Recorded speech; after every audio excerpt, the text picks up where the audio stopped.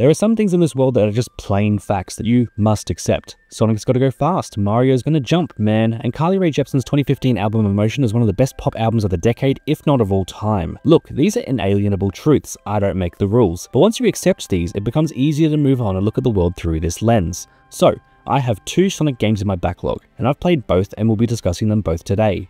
One of them is the 2D game often considered one of the best in the series, Sonic Mania. Created by fans known for making fan games and ROM hacks, it's a hard game not to root for. It's a real underdog story that makes the result all the more impressive. The other is Sonic Frontiers, the open world venture that typically gets the reaction of, I mean, it's alright. Wait till you all see which one I preferred. To put my biases out there, I'm not the biggest 2D Sonic fan. My 2D platforming preference is the portly princess protecting plumber, and furthermore, I actually like Sonic Lost Worlds. I know it's trying too hard to be Mario, I like it! The point is though, I'm not going to have the dominant opinion. Most people are going to disagree with me, and that's cool. I'm ready for people to let me know down in the comments how wrong I am and refute all my points. Yes, please give me that sweet, sweet engagement. But with that out of the way, run away with me as I talk about the Sonic games that were, up until recently, on my gaming backlog.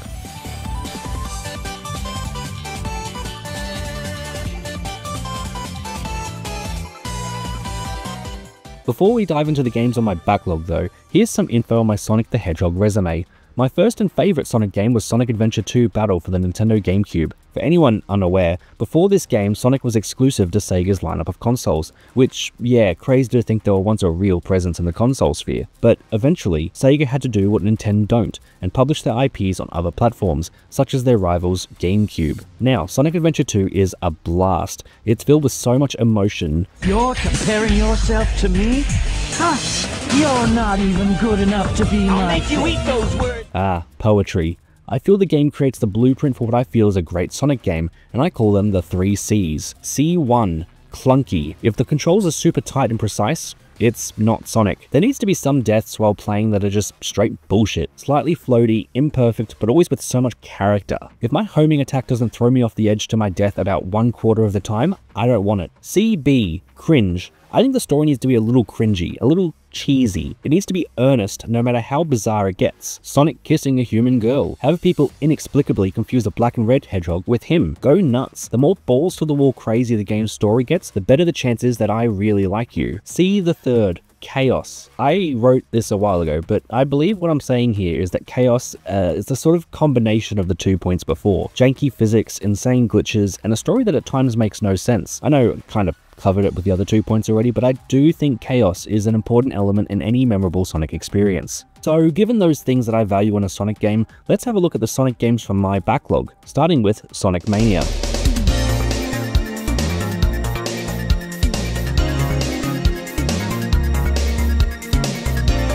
Sonic Mania was released in 2017 in commemoration of Sonic's 25th anniversary. It was developed by an indie team of Sonic fans, creating a 2D Sonic experience that harkens back to the original, pixel art style and all. The game takes some of the levels from older games and remixes them in a way that makes them feel fresh and new, while additionally also creating some worlds of their own. Overall, it pretty successfully feels like a celebration of Sonic as a series. It's also important to consider the time that this game came out. After a string of Sonic games and releases with mixed reviews, Sonic as a series was basically screaming for someone to give me love, and someone finally did. Sonic Mania released to mostly positive reviews and was Sonic's best reviewed game in 15 years at that point. Finally creating something that was pretty universally agreed on was at least good. But what did I think of the game? You know, I have a bias against 2D Sonic games, probably mostly because I'm very, very bad at them, but I did finish it, and I did actually have a pretty good time for the most part. There is so much to love about this game, between these little mini-games where you collect Chaos Emeralds, to the phenomenal soundtrack and gorgeous pixel art. I mean, whoa, look at that. And that. Oh boy, that sure seems fun. But looking past all that, it's hard for me to say that I think the game is all that. Oh geez, he doesn't care for Mario Wonder, and now he's indifferent to Sonic Mania. Is it even possible to please this guy? No, I hate everything. As I said before, I'm bad at these games, but I never got particularly good at it during my 5 or 6 hours playing through the main story. Levels, especially towards the end of the game, felt pretty brutal sometimes, and I felt despite the fantastic art direction, there were some points where I just wanted a little bit more visual clarity. It's because sometimes it was hard to know where the danger was on the screen. A lot of these, to be fair, are me problems. I've always been in the camp that thinks that Sonic's speed is antithetical to precision platforming, and I understand that much of the appeal comes from learning the level and blazing through it at crazy speed. I've watched a speedrun before in my life, yeah. But to me, I prefer being able to sight read a level rather than relying on rote memorization. Look, honestly, that's probably a little unfair for me to say, sorry, but how does the game compare to my 3 C's? That's the real question. Clunkiness, lacking heavily. This might be the cleanest Sonic has ever felt to control in a 2D space. 0 points for being clunky. Cringe? Also not very apparent. The story is pretty by the book for 2D Sonic games, and that's fine, honestly. The story here isn't the focus, it's making compelling gameplay, but still, no bonus points to be awarded for being cringy, unfortunately. Chaos. Now there is some chaos to be found here actually. Chaos emeralds appear after all, and there are some levels with crazy things happening, like these portals teleporting you around. Not a crazy amount of glitches though or anything, so only about a C for C3. Now, 1 out of 3 isn't great to be fair, and maybe I'm being a bit too harsh on our boy. Problems aren't really a great measure of a game being good, but these are things I truly do think make a Sonic experience stick with me, which then leads us to 2022's Sonic Frontiers.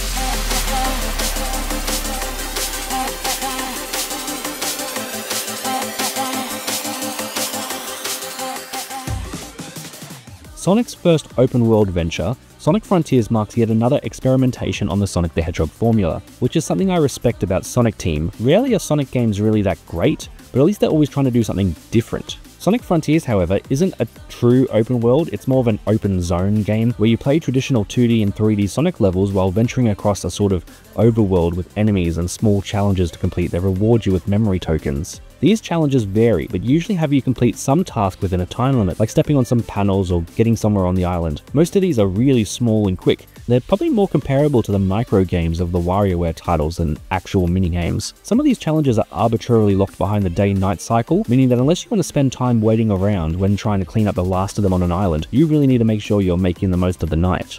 These memory tokens aren't all though, and this Sonic game seems to have more in common with collectathons of older generations than with modern platformers. There's Cocos scattered all across the map, red seeds of power and blue seeds of defense which can be used to raise your stats, vault keys which unlock the Chaos Emeralds scattered across the map, portal gears which unlock traditional Sonic stages, red rings, purple coins, a damn fishing minigame. It's a lot, and a lot of it is needless busy work to give you something to do on the island, otherwise they would just feel empty. And even with all this to do, they often don't avoid that problem. This stuff is all indicative of wider trends in gaming, particularly with open world games, feeling the need to fill their world with stuff. But building this world wide is an attempt to hide the fact that it's actually pretty shallow. You don't need anywhere near every collectible to move forward, and that's likely for good, but it also makes most of it feel tedious and meaningless. For those reasons, it wouldn't be a surprise if it's not your type of game, but funny enough, I found myself enjoying the hell out of this game. I collected every collectible in the game, 100% at every island. A lot of it isn't even necessary for a platinum trophy, but I did it anyway because I wanted to see every island fully complete. The game said, let's get lost, and I listened, and I awoke from this fugue state with everything before me completed.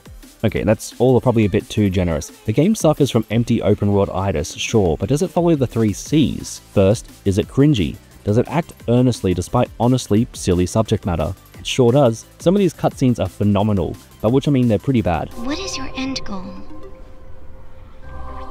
It varies. Sometimes it's a spinning sign, sometimes it's a big old ring. No. I like this narrative that unfolds too through several cutscenes of Sage talking with Eggman, as Sage comes to realize Sonic is a good person, despite Eggman constantly talking shit about him. Oh, I hate that hedgehog. That doesn't change the fact that he is a formidable adversary. I respect him. I don't have to like him. Take place in a cyberspace environment looking like some LA hallucinations. Plus, it reminds me of that one girl chain in Paradise joke. I'm kind of flat surfaced area that's all white. Must be easy to draw. The second C, clunky. Despite the clearly designed intention being to climb up the top of cliffs and get the memory token, you can just run at walls at full speed, and if there's a slight ramp, like some rocks or something at the base of the wall, you just end up yeeting yourself into the air flying. It's an exploit I used all the time, when I just couldn't be bothered to figure out the intended path. Many difficult challenges can be bypassed this way, and I love the game for it. Peak Sonic right here. These things give the beating heart of the game its warm blood. Phenomenal, no notes. Now, third C, Chaos, which to be fair is basically just clunky again. It is present in the game too, See, yeeting yourself from earlier. But these spectacle bosses where you beat up a giant robot as Supersonic, pretty great stuff. Overall, it solidly embodies the 3 C's in its design and execution. Another thing I really liked is the collectible music tracks, especially the ones that come from the older games. This game knows what it's doing, keeping the best for pretty damn late into the game with Escape from the City. Where were you when I needed you? I could have been listening to this all game, fondly remembering the epitome of the 3 C's, Sonic Adventure 2, the soundtrack, the voice acting, the writing. You thought you could trick me with that fake emerald, didn't you? So, how did you know it wasn't the real one? Tails! Because you just told me, Fox Boy. And who can forget the Chow Garden? Oh, I loved those chows. Huh. It's funny how they're spelt the same way. Hold on. Chows. Chaos. See the third. Chaos, chows, chaos. Oh, fuck me. The third C is chows. Yeah, they're not in Sonic Frontiers. This game's trash. Don't have a black heart. Like and subscribe. I didn't just come here to dance. I came to make a YouTube video that I hoped you enjoyed. Something favorite color. Until next time, I'll keep working through my gaming backlog.